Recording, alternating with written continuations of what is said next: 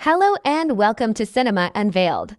कहानी की शुरुआत में डैरल नाम के एक बच्चे को दिखाते हैं जो कि गाड़ी के अंदर सवार है और उस गाड़ी को मैक्स नाम का एक आदमी बड़ी रफ्तार से चला रहा है, क्योंकि उस गाड़ी के पीछे एक हेलीकॉप्टर पड़ा हुआ है जो बच्चे को जबरदस्ती पकड़ना चाहता है। काफी दूर तक भागने के बाद भी जब हेलीकॉप्टर पीछा नहीं छोड़ता तो मैक्स डैरल को बचाने के लिए उसे बीच रास्ते में उतार देता है और खुद अकेले गाड़ी ले भागने लगता है ताकि हेलीकॉप्टर वाले को चकमा दे सके। डैरल तो गाड़ी में नहीं था, फिर भी हेलीकॉप्टर वाला गाड़ी का पीछा कर रहा होता है और थोड़ी देर तक पीछा करने के बाद मैक्स की गाड़ी का बैलेंस बिगड़ता है और काफी ऊंचाई से नीचे खाई में गिर जाता है। ऐसा लगता है कि मैक्स की जान जा चुकी है, इसलिए हेलीकॉप्टर वाला भी चला जाता है इस उम्मीद में कि शायद डैरल भी एक्सीडेंट का शिकार हो गया होगा। तो डैरल तो जंगल में अकेला आगे बढ़ रहा होता है। उसको एक बूढ़े कपल दिखाई देते हैं। वो डैरल से उसके बारे में पूछते हैं पर वो ढंग से कुछ नहीं बता पाता, इसीलिए वो कपल डैरल को अनाथ आश्रम में छोड़ देते हैं ताकि अनाथ आश्रम वाले डैरल के माता पिता के बारे में पता लगाए और उसे उनके हवाले कर दे, या फिर डैरल अगर सच में अनाथ है तो वो लोग ही उसको संभाल लेंगे, मतलब पाल लेंगे। अब अनाथ आश्रम में आने के बाद डैरल की मुलाकात वहाँ के बच्चों से होती है जो बॉल से खेल रहे होते हैं। डैरल को देखकर ऐसा लगता है कि बाहर का माहौल उसने कभी देखा ही नहीं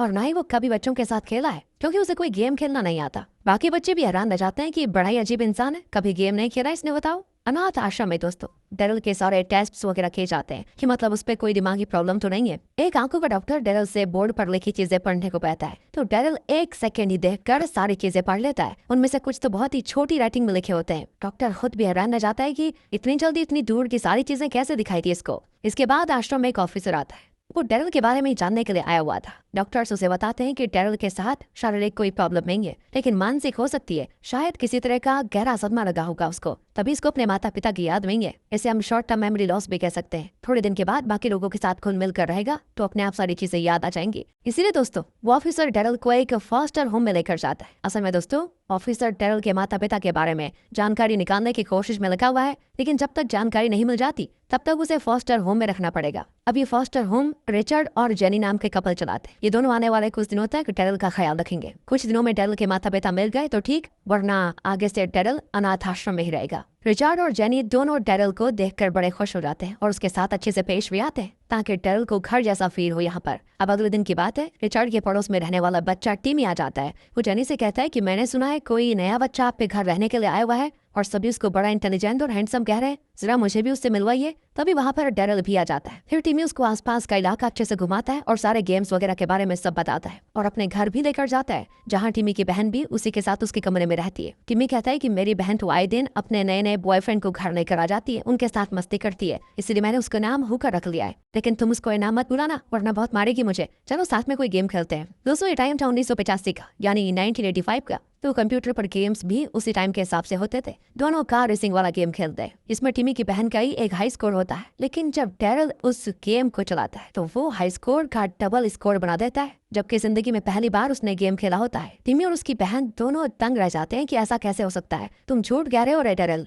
इससे पहले मुझे लगता है तुमने गेम खेला है, क्योंकि पहली बार में कोई इतना हाई स्कोर नहीं बना सकता। टिमी को तो लगने लगता है कि डैरल कोई सुपर बच्चा है, नॉर्मल इंसान है ही नहीं। इसके बाद अगले दिन डैरल टिमी के साथ स्कूल जाता है, जहाँ सभी बच्चों को टीचर डांट रही होती कि टेस्ट में तुम लोगों ने चीटिंग कैसे की, आइंदा कोई भी चीटिंग करते हुए पकड़ा गया तो बहुत मार पड़ेगी उसको, चलो फिर से टेस्ट देना पड़ेगा सभी को। लेकिन दोस्तों जब डैरल टेस्ट देता है तो टाइम शुरू होने के कुछ सेकंड बाद ही वो पूरा टेस्ट खत्म कर देता है। टीचर कहता है कि मजाक चल रहा है क्या यहाँ पर, कि जो कुछ दिमाग में आए टेस्ट में लिख दिया, ये सब नहीं चलेगा यहाँ पर। तो डैरल कहता है एक बार टेस्ट पेपर चेक तो कर लीजिए, मैंने सारे आंसर सही लिखे हुए हैं, बल्कि क्वेश्चन नंबर 9 आपका गलत लिखा हुआ है, उसको सही करके आंसर लिख दिया मैंने। टीचर जब टेस्ट पेपर चेक करता है तो वो भी तंग रह जाता है कि ये तो सच कह रहा है, पर ऐसा कैसे हो सकता है, आज ही तो पहला दिन है इसका, मैंने तो इसे कुछ पढ़ाया भी नहीं, तो भी टेस्ट सेकंड्स में पूरा कर लिया इसने, कुछ तो बात है। सारे बच्चे अब टीचर पर हंसने लग जाते हैं कि क्वेश्चन लिखने नहीं आते आपको, बताओ। अब घर आने के बाद रिचर्ड डैरल को बेसबॉल के बारे में बताता है कि उसको कैसे खेलते हैं। ये दोस्तों क्रिकेट से मिलता जुलता गेम होता है, लेकिन डैरल ने जिंदगी में पहली बार बेसबॉल बैट पकड़ा होता है तो वो ढंग से पकड़ भी नहीं पाता। रिचर्ड उसको रूल बताता है कि कैसे बैट पकड़ना है और कब बॉल को मारना है। डैरल को बस रूल जानने की देरी थी और अगली ही बॉल वैसे मारता है कि बॉल दिखाई नहीं देती। रिचर्ड भी हक्का बक्का रह जाता है कि बच्चा होकर इसने ऐसा शॉट कैसे मार दिया। वो दोबारा 2-4 बॉल फेंकता है पर डैरल हर बॉल को सीधा तारामंडल में पहुंचा देता है, मतलब बहुत दूर मार देता है। कुछ से तो वो घर के कांच भी फोड़ देता है। रिचर्ड कहता है कि लगता है पिछले जन्म में बेसबॉल के एक्सपर्ट खिलाड़ी रहे होंगे तुम, तभी ऐसे शॉट्स मार रहे हो। वैसे भी ये बहुत अच्छी बात है। अगले हफ्ते मेरे एक बंदे के साथ बेसबॉल में शर्त लगी है, वो अपने बच्चों की बेसबॉल टीम लेकर आएगा और मैं अपनी टीम लेकर जाऊंगा, तो तुम भी मेरे साथ बेसबॉल मैच में आ जाना, धूल चढ़ा देंगे हम उनको। ये सुनकर डेरिल को भी खुशी होती है और अब इन सब चीजों को देखने के बाद इतना तो लग ही रहा है कि डेरिल कोई मामूली बच्चा नहीं है, उसके अंदर कुछ तो खास बात है जो अभी तक सामने नहीं आई। लेकिन इस बारे में उन हेलीकॉप्टर वालों को जरूर पता होगा कि डेरिल के अंदर क्या चीज है, तभी तो वो उसके पीछे पड़े हुए थे। अब शाम को रिचर्ड के घर पर वो ऑफिसर अपनी पत्नी के साथ आता है ताकि डेरिल की हालत के बारे में जानकारी निकाल पाए कि उसकी याददाश्त आई कि नहीं, उसका बर्ताव कैसा है वगैरह वगैरह। तो जेनी कहती है डेरिल में सब कुछ ठीक है, ठीक ही नहीं कुछ ज्यादा ही ठीक है, वो सारे काम खुद से करता है। मेरा मतलब 10 साल का बच्चा अपने लिए नाश्ता बना लेता है, खुद के लिए कपड़े धो लेता है, उसको आयरन भी करना आता है। आखिर कोई बच्चा इतना परफेक्ट कैसे हो सकता है? मानो उसके दिमाग में जो फिट कर दिया गया वो वही करता रहेगा और मुझे नहीं लगता कि उसको हमारी जरूरत है। ये सुनकर ऑफिसर और उसकी पत्नी कहते हैं कि देखो, इसका मतलब ये नहीं कि डेरिल के साथ कुछ प्रॉब्लम है, शायद उसके माता पिता ने उसे बहुत ही अच्छे तौर तरीके सिखाए होंगे, इसलिए वो ऐसा है। आप लोगों का काम है बच्चों की देखभाल करना, तो आप वही करिए, बाकी का काम हम लोग संभाल लेंगे। अगले दिन रिचर्ड बेसबॉल शर्त के लिए एटीएम से पैसे निकालने जाता है, लेकिन कुछ प्रॉब्लम की वजह से पैसे नहीं निकल पाते। वो कहता है लगता है मशीन खराब हो गई है, लेकिन डेरिल उसको जवाब देते हुए कहता है कि मशीन खराब नहीं हो सकती, मशीन तो गलतियां भी नहीं करती, गलतियां तो सिर्फ इंसानों से होती है। इतना कहकर वो न जाने क्या क्या बटन दबाकर रिचर्ड को उसके पैसे निकाल कर दे देता है। साथ ही रिचर्ड के आगे जाने के बाद वो एटीएम के सिस्टम में छेड़खानी भी करता है और रिचर्ड के अकाउंट का बैलेंस लाखों में बढ़ा देता है, जिसके बारे में रिचर्ड को भी नहीं पता होता। मानना पड़ेगा दोस्तों, ये डेरिल तो है करने के लापता नहीं क्या क्या जानता है ये छोटा बच्चा। अब रिचर्ड की टीम के बच्चे बेसबॉल खेलने आ जाते हैं। सामने वाली टीम काफी अच्छा प्रदर्शन करती है, सभी बच्चे अच्छे से खेलकर स्कोर को आगे बढ़ाते हैं। लेकिन तब आता है डेरिल, वो हर बॉल को ऐसे उड़ा उड़ा के मारता है कि सभी के होश उड़ जाते हैं। किसी को यकीन नहीं होता कि कोई बच्चा ऐसे खेल भी सकता है। इस तरह से डेरिल ने पहला मैच आसानी से जीत लिया। इससे रिचर्ड के साथ साथ डेरिल भी बड़ा खुश होता है और वो खुशी खुशी जेनी से भी बात करने आता है, लेकिन वो थोड़ा सा टेंशन में होती है डेरिल के बारे में सोचकर कि वो इतना सा बच्चा है, मतलब कैसे कर पा रहा है वो ये सारी चीजें, ये जेनी के दिमाग में होती है। और दोस्तों, जेनी और रिचर्ड को उनका बच्चा नहीं हुआ था, तो वो हमेशा कोशिश करते हैं फॉस्टर होम में आए बच्चों को अडॉप्ट करने की। और ऑफिसर ने उनसे कह दिया था कि अगर डेरिल के माता पिता नहीं मिलते और डेरिल उनके साथ घुल मिल जाएगा तो वो हमेशा उनके साथ रह सकता है। लेकिन जेनी को तो यही टेंशन है कि जब डेरिल हर काम में परफेक्ट है तो हमारे साथ रहना क्यों चाहेगा, उसे हमारी क्या जरूरत होगी। अब जेनी की बात करने के तरीके से डेरिल समझ आता है कि जेनी उससे नाराज है। इस चीज से वो काफी ज्यादा उदास हो जाता है। टिमी कहता है कि क्या हुआ, बड़ा उदास लग रहा है, तो डेरिल उसको सारी बातें बता देता है। टिमी कहता है कि भाई सही तो कह रही है जेनी, बच्चे शरारती होते हैं, काम बिगाड़ देते हैं, थोड़ी बदतमीजी भी करते हैं, ऐसे बन फिर सभी खुश हो जाएंगे। और ये बात डेरिल के दिमाग में बैठ जाती है, इसीलिए जब अगला मैच होता है तो उसमें वो अच्छे से खेलता ही नहीं, जिससे टीम हार जाती है। डेरिल ने इस तरह से काम बिगाड़ दिया था कि रिचर्ड भी हैरान रह जाता है कि अचानक से इसको क्या हो गया। रिचर्ड और जेनी उससे पूछते हैं कि सब ठीक तो है ना, तो डेरिल रिचर्ड से कहता है कि तुम कुछ मत बोलो सट्टेबाज कहीं के, पैसे के लिए मेरा इस्तेमाल किया तुमने। रिचर्ड हैरान और उदास भी हो जाता है कि मेरा तुम्हें खिलाने का ये मतलब बिल्कुल नहीं था। दोस्तों, डेरिल के दिमाग में टिमी की बातों का उल्टा असर हो गया था, इसीलिए वो ऐसे बर्ताव करने लगा है बदतमीजी वाला। लेकिन जेनी उसको समझाती है कि बच्चे ऐसी बातें नहीं करते, शरारत करना, ऐसी बातें करना अलग होता है। तो डेरिल उससे और रिचर्ड से फिर माफी मांगता है कि आइंदा देखो मैं ऐसी गलती बिल्कुल नहीं करूंगा। इसीलिए वो दोनों फिर माफ भी कर देते हैं उसको। अब अगले सीन में अनाथ आश्रम वालों को डेरिल के माता पिता के बारे में कुछ पता चल जाता है, जिन्होंने डेरिल के लापता होने की कंप्लेन भी दर्ज करवाई थी। उनके पास कुछ फोटोज भी होती हैं डेरिल के साथ की। ये देखकर रिचर्ड और जेनी उदास हो जाते हैं कि शायद अब डेरिल उनसे दूर चला जाएगा। रिचर्ड डेरिल से कहता है कि तुम्हारे असली माता पिता मिल गए हैं बेटा, उनके साथ जाना और हमेशा खुश रहना, कभी हमारी याद आए तो मिलने आ जाना, तुम्हारा हमेशा वेलकम रहेगा हमारे घर पर। ये सुनकर डेरिल भी इमोशनल हो जाता है, लेकिन उसको अभी तक नहीं पता कि उसके माता पिता कौन है। जब उसके माता पिता उसके घर आकर पूछते हैं कि डेरिल हमें नहीं पहचान रही क्या तुम, तो डेरिल कहता है कि अच्छे से याद नहीं आ रहा, लेकिन ऐसा लगता है कि शायद मैंने आप दोनों को कहीं देखा है। ये सुनकर रिचर्ड और जेनी समझ जाते हैं कि शायद ये दोनों ही डेरिल के असली माता पिता है। याददाश्त कम होने की वजह से वो ठीक से याद नहीं कर पा रहा। टिमी तो गुस्से में डेरिल से मिलने भी नहीं आता कि अब डेरिल मेरे साथ खेलने कभी नहीं आएगा तो मैं उसको गुड बाय भी नहीं कहूंगा। इसीलिए डेरिल भी बिना गुड बाय कहे वहां से चला जाता है। उसके माता पिता एयरपोर्ट आकर उसे प्राइवेट प्लेन में सवार कर देते हैं, जहाँ वो पायलट से बात करने लगता है कि अंतर बताओ ना प्लेन कैसे चलता है। तो पायलट फिर कुछ इंपॉर्टेंट चीजों के बारे में उसको बता देता है। इतना ही सुनने की देरी थी कि दोस्तों आपको पता ही होगा कि क्या होगा। डेरिल ही उसको बताना शुरू कर देता है और पायलट भी हैरान कि बड़ा तेज दिमाग का बच्चा है, लगता है आगे चलकर बहुत बड़ा पायलट बनेगा। तो वहीं प्लेन के अंदर डेरिल के माता पिता आपस में बात कर रहे होते हैं कि हमें यकीन नहीं होता इतना बड़ा मिशन हमने इतना आसानी से पूरा कर लिया, ये तो महज इत्तेफाक था और यही इत्तेफाक ने हमारी मुसीबत आसान कर दी। जिसके बाद सभी वहां से एक साइंस लेबोरेटरी में जाते हैं और यहाँ दोस्तों रिवील होता है मूवी का मेन प्लॉट। तो असल में दोस्तों डेरिल जो कि इतना इंटेलिजेंट बच्चा है वो कोई इंसान नहीं बल्कि बहुत ही ज्यादा एडवांस्ड रोबोट है जिसे कुछ साइंटिस्ट ने मिलकर बनाया है। और इन्हीं साइंटिस्ट में डेरिल के माता पिता भी शामिल है। इनका नाम है जेम्स और मेगन।